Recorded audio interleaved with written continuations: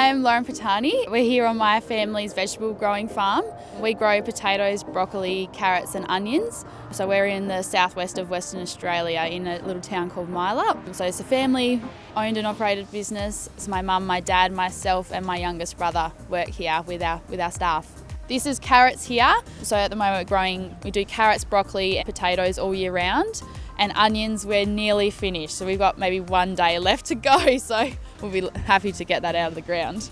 Yeah, so my day-to-day is always different. I can do anywhere from, I deal a lot with the staff and HR sort of side of things. My main job at the moment is running the day-to-day operations of the sheds, or the packing sheds.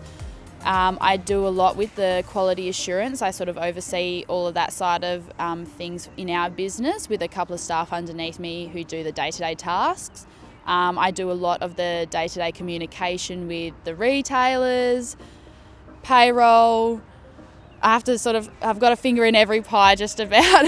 So say in the packing sheds, in the last few years, we've recently installed new optical graders. For instance, our onion optical grader, the onions travel through. It takes 20 images of every single onion that passes through, both on the outside and the inside. So that's really enabled us to get rid of, say, rotten onions that are rotting on the inside that we wouldn't be able to see otherwise. Get rid of those early in the process as well. That's one of the first steps that we do after harvesting with the onions. And so that's really helpful, and just sizing wise it's a lot more accurate than our old style graders, and we have the same sorts of things for carrots and potatoes as well. So that's a big part of the change in the packing sheds. But I seem to have adopted the maintenance role on these machines. We do have predominantly in our packing sheds are working holiday makers. We do have some people under the Pacific Island Labour Scheme as well.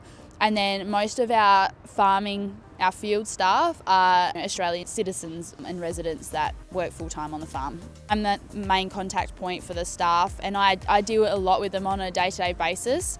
So I know all 75 staff members by name. I know what days they had off, when they had to come to work, what they've got on this weekend. So yeah, recently I've had a few opportunities off farm in terms of like agricultural shows and things like that you kind of go, oh, well, maybe I do know what I'm talking about some of the time. And yeah, I think I have to be careful when I go to football.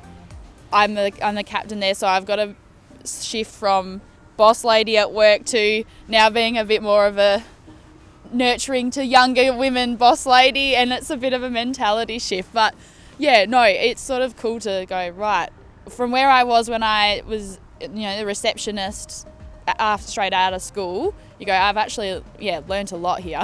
I'm involved in our local show, the Brunswick Agricultural Society, in their show. And then through that, they nominated me for Rural Ambassador. So that's a program that is run by the Perth Royal Show and the Royal Agricultural Society, and it's run statewide, and it's all about young people in leadership, showing great leadership potential and recognising those people. So I was really privileged. My local Ag Society nominated me, and I went on to win the state award. Through that got to go to the national competition, and I now sit on the Royal Agricultural Society of WA Council as well. So running the governance of the Perth Royal Show. So as a 27-year-old, it's a bit of a scary but great opportunity to have. National competition this year was in Melbourne, so I got to go to the Melbourne Royal Show, which was really cool because up until I was nominated for this award, I hadn't actually been to the Perth Royal Show. So it's been learning curve, getting to see the shows and how they operate. And I guess for me, having an input into how the Perth Royal Show can showcase agriculture and horticulture and be involved in that process. You can be an accountant, you can be in logistics, you can be a HR manager, you can drive a tractor, you can, there's so many opportunities for people if they wanted to be involved in horticulture.